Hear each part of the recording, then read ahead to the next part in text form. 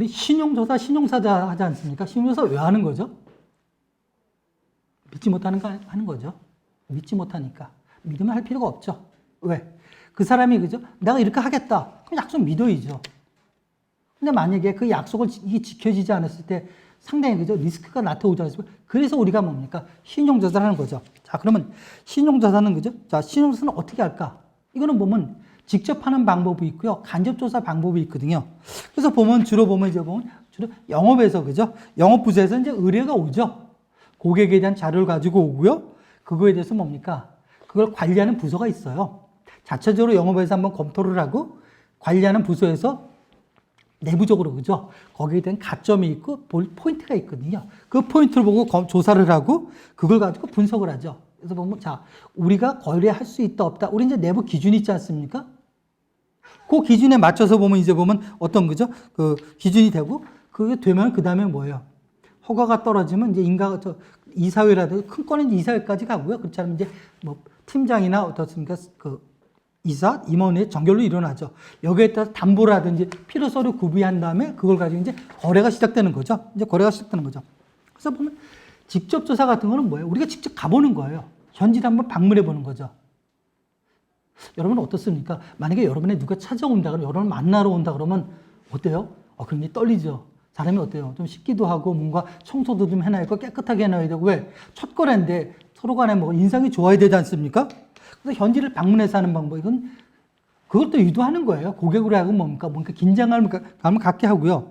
그래서 고객을 한번 상대방을 면담하면서 뭐 서로 얘기를 해보는 거죠. 그러다 보면 어때요? 상대방의 경영 철학이라든지 하고자 하는 거, 영업 방침 이런 내용이 나오고요. 한마디로 마인드 같은 게 나오는 거죠. 비전. 뭐 크게 말하면 뭐 거창하게 말하면 비전이죠. 이런 내용들이 나오는 거죠. 그걸 보고 여러분이 평가하시는 거고 또 주변에 그죠? 영업 형태라든지 아니면 사무실 또 사람들 이런 걸 보면서 여러분이 보면 그 정량적인 건 숫자로 나타나는 거고요. 숫자로 나타나는 거 외에 또 보면 우리가 직감적인 것도 굉장히 중요하지 않습니까? 그런 거 판단하는 거죠. 왜 이거 영업하시는 분들 있지 않습니까? 오래 하신 분들은 굉장히 뛰어나서요. 보면은 초기 오신다고 그래서 이거 된다 안 된다 그죠? 굉장히 중요한 거거든요. 그것도 중요한 거죠. 한번 만나볼 필요도 있고요. 간접 조사는 뭔가 이런 거죠. 상대방이 그죠? 우리 보면 경영 분석 같은 경우 있죠.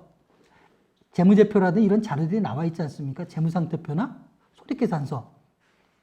이런 경영 분석 자료를 보고 이제 보면 뭐 비율, 부채 비율, 그리고 뭐 자본금 비율 이런 거 분석해 보고요. 왜 동종업계랑 비교해 봐서 이 사람은 이 정도인데 이 사람은 이 정도다. 그걸 분석, 평가해 보는 것도 있고요. 그 다음에 또 어떻습니까? 업계, 비슷한 업계 이제 확인해 보는 거예요. 그 사람이 어떠나. 평판 같은 거 보기도 하고요. 그래서 주관적인 것과 뭡니까? 직접과 간접 서로 보완해서 보기도 하죠. 그래서 보면 개인적인 자료하고 법인하고 좀 자료를 수집하는 게 약간 좀 차이가 있을 수 있는데요. 이제 법인 같은 경우는 봐야 되는 게 법인이니까 그 사람이 법인인지 아닌지 어떻게 알아요? 명함 보고? 아니에요. 개인은 뭡니까? 주민등록표에 나오지 않습니까? 마찬가지로 법인 등기사항 정보증명서에 보면 그 법인에 대한 뭐 주식회사 유한해서 나오고요.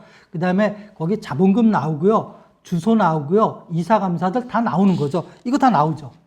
그거 하고 그 다음에 사업자 등록증 사본을 받아서 보니까 사람이 일치되는지 장소 거의 다 일치가 되거든요. 그죠? 일치가 안 되면 왜 되는지 확인도 해보고 이런 거 내용을 보고요. 그 다음에 거래할 때 법인인감 증명서 있지 않습니까? 계약할 때 법인 도장을 법인 명판 찍고 법인 도장을 맞지 않습니까? 할 때 법인인감 증명서도 그것도 받아보기도 하고요. 그 다음에 개인 같은 경우는 주민등록, 그죠? 초본 같은 경우 등본이 이제 뭐 온 가족에 나타나는 건데 뭐 등본 받으면 더 좋으시고요. 하지만 초본이라든지 등본을 받고 거기다가 사업자 등록증 사본 받고요. 또 중요한 건 뭔가니 개인이나 법인이나 지금 개인 같은 경우는 그죠? 주소지에 대한 뭡니까? 사업지에 대한 부동산 등기사항 정보증명서에는 등기등본이죠. 그거 떼어보셔야 돼요. 왜? 내가 담보를 받지 않아도 지금 이 사람 건지 아닌지는 그거는 뭐예요? 처음부터 알고 시작하셔야 되는 거죠. 법인도 마찬가지예요. 내가 담보 안 받아도 그 주소에 대한 떼어보셔야 돼요. 왜? 그걸 보고 담보를 안 받았지만 만약에 채권이 회수가 되지 않을 때 나는 뭐 해야 된다고요? 바로 회수 조치 들어가셔야 돼요. 뭐 하셔야 돼요? 그 사람 재산이 뭐가 있는지 내가 그걸 확보한 걸 보고 법적 조치가 들어가야 되는데 그때 찾으려면 좀 늦다 이거죠. 물론 새로운 게 나타날 수가 있죠. 그렇죠? 그러니까 기본적인 건 처음부터 알고 시작하셔야 되는 거죠. 그래서 우리가 보는 이 내용들, 그죠? 이 내용들 보면은, 신용조사는 그러면 왜 한다고 그랬습니까? 왜 한다? 신용조사는 왜 한다? 내가 뭐예요? 부실채권을 발생을 예방하기 위해서 한다. 즉, 뭐입니까? 부실자를 쓰기가 좀 거북스럽다 그러면 뭡니까? 우량한 거래선을 확보하기 위해서 한다. 우량한 거래선의 확보는 뭐라고요?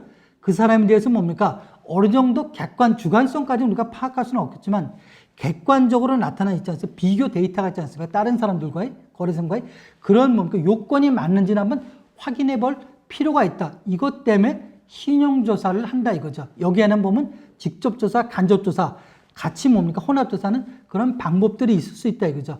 여기에 뭡니까? 중점을 우선 가지셔야 된다는 겁니다.